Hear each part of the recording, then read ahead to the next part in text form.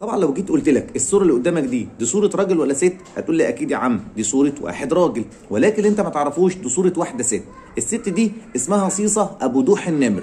الست دي بالتحديد من محافظه الاقصر. جوزها لما مات كان عندها 21 سنه وكانت حامل وما كانش سايب لها اي مصدر للرزق، فخرجت تشتغل عشان تكفي نفسها، ولكن لقيت الناس ابتدوا هنا مش هيتقبلوا فكره ان واحده ست تشتغل، فاضطرت تقعد في بيتها لحد ما وضعت طفلها الاولاني، وبالتحديد كانت بنت اسمها هدى.